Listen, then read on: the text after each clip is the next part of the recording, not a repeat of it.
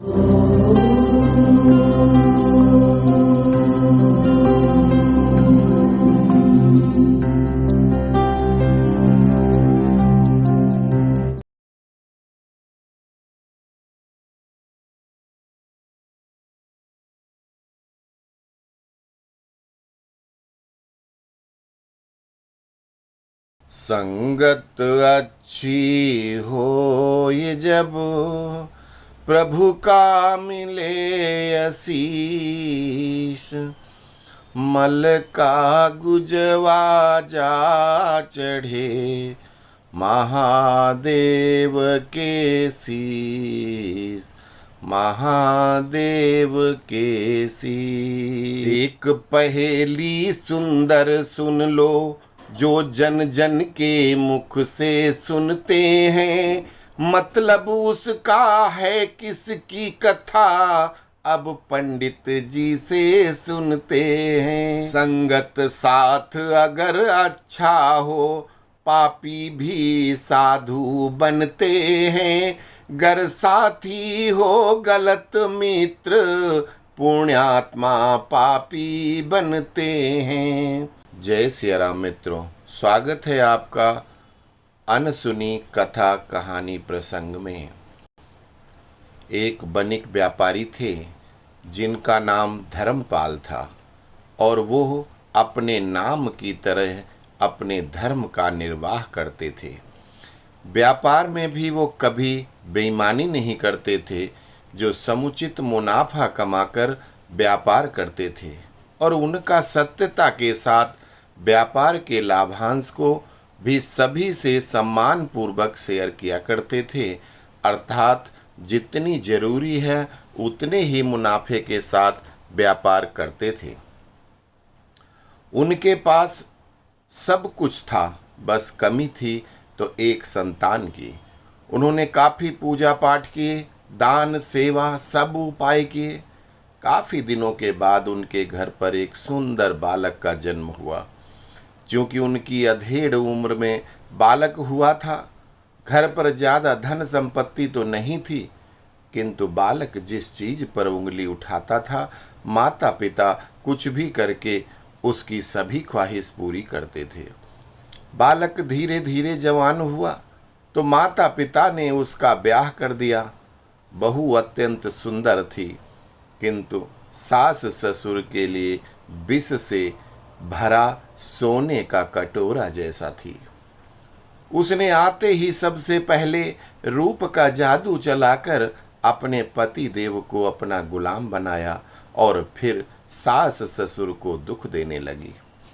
किंतु धर्मात्मा दंपत्ति घर की बात कभी बाहर नहीं करते थे, हमेशा अपमान चुपचाप सहन करते थे। हद तो तब हो गई जब बात बात पर बहू अपने पति से उसके माता पिता का अपमान कराती थी। हालांकि पति में माता पिता के अच्छे संस्कार थे, किंतु स्त्री मोह बस उसकी बुद्धि सिर्फ पत्नी के रूप सौंदर्य के आगे कुंठित हो चुकी थी। उसको दुनिया के सारे अवगुण, सारे पाप, सारे दुष्कर्म अपनी जननी और अपने जनक में दिखते थे, और दिखाने वाली उसकी अपनी पत्नी थी।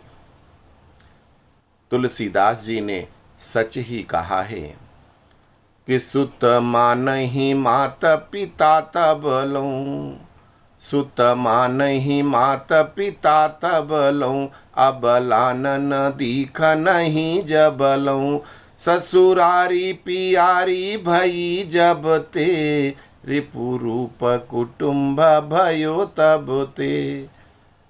तो माता पिता तो अत्यंत वृद्ध थे, इसलिए लाचार थे, किंतु उनका दाना पानी भी बंद करवा दिया।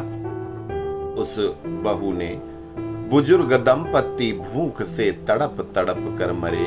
उनके सामने ही उनकी अपनी कमाई संपत्ति से बहू बेटे आनंद कर रहे थे, जबकि उस धन का संचय करने वाले बुजुर्ग दंपत्ति को पेट भर खाना भी नहीं नसीब होता था। भूख प्यास से दोनों बुजुर्ग अंततः दिवंगत हो गए। लड़का कोई पाप करना नहीं चाहता था, किंतु संगत के असर के कारण उसकी बुद्धि खराब हो गई थी। उसने अपने जननी और जनक को भूखा प्यासा रखकर मार दिया था। अपराध अक्षम्य था, इसलिए यमराज ने उन दोनों को, पति पत्नी को, लैट्रिन वाला कीड़ा बना दिया। इसलिए बेचारा गलत संगत के कारण उसको भी ये दिन देखने पड़े।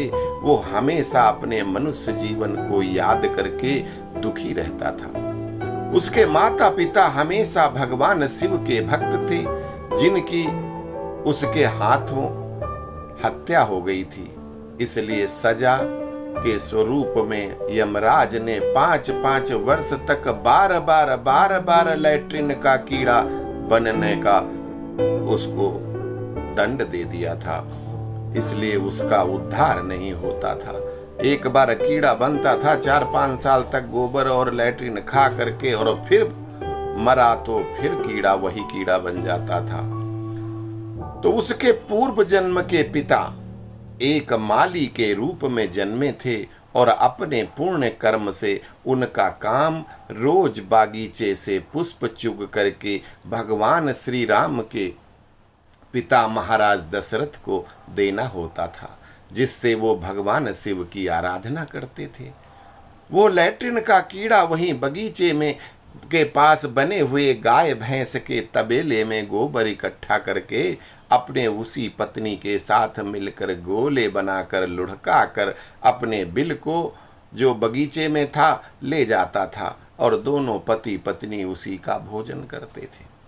भगवान श्री राम जब रावण का वध करके और फिर जब 14 वर्ष के बाद वनवास से लौटते हैं और राजा बन जाते हैं, तो उन्होंने अयोध्या में अपने घर के समीप एक शिवालय बनवाया और रोज शिव परिवार की पूजा करते थे।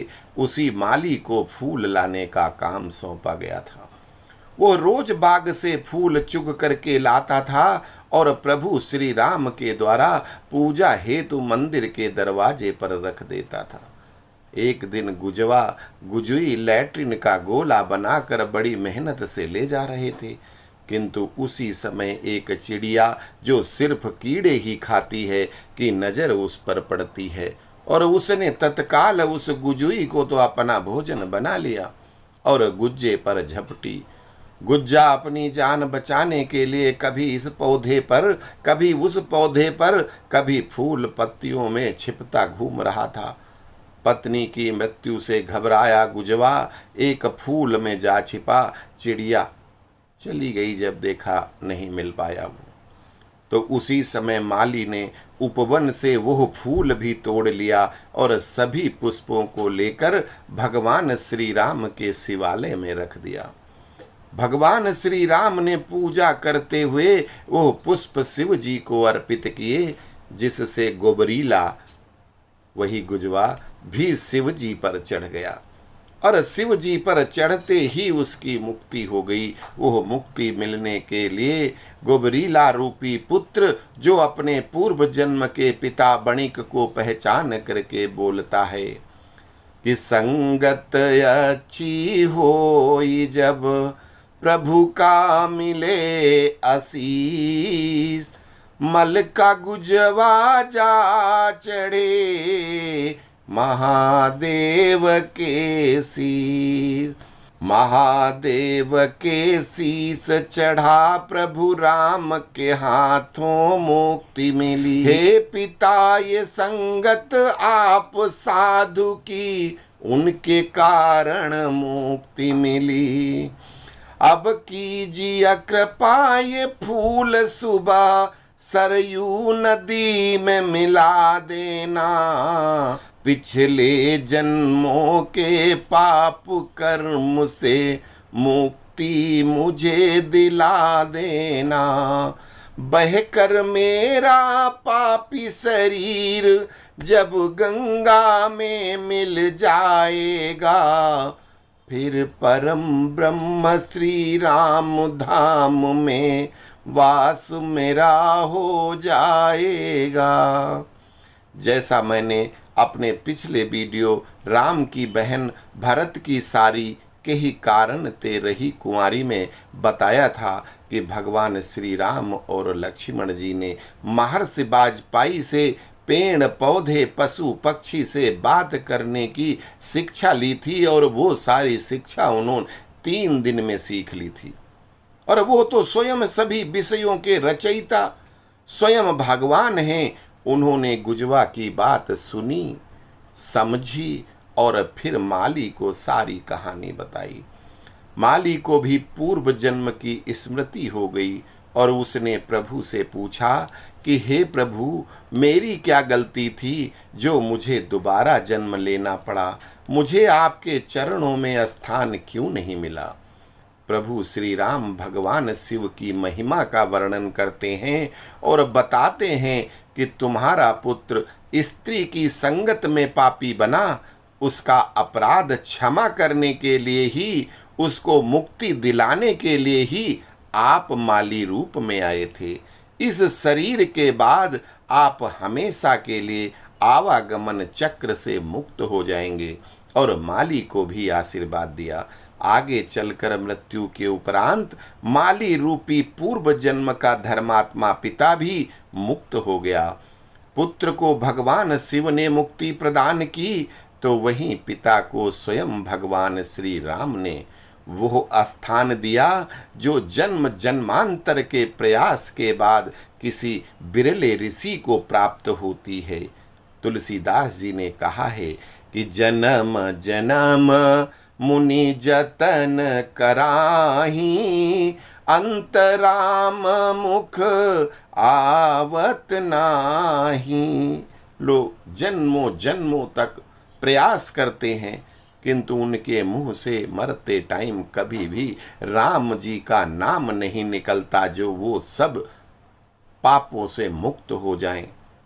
किंतु उस माली का भाग्य देखो कि जब वो मर रहा है तो उसके सामने साक्षात परम ब्रह्म स्वरूप भगवान श्री राम स्वयं खड़े हैं और उसको आशीर्वाद दे करके अपने लोक को भेज रहे हैं। तो इस तरह से उस गुजवा रूपी पापी बेटे और धर्मात्मा पिता की पुनः जो है मुक्ति हो गई। और आप लोगों को उम्मीद करता हूं कि आप लोगों को हमारा यह वीडियो और अन्य वीडियो अवश्य पसंद आ रहे होंगे। तो कृपया आप लोग ज़्यादा से ज़्यादा संख्या में हमारे इस आदर्श धर्म सनातन धर्म चैनल को सब्सक्राइब कीजिए और प्रेम से बोलिए सियावर रामचंद्र की जय, उमापति महादेव की जय। ओम हर हर हर महादेव।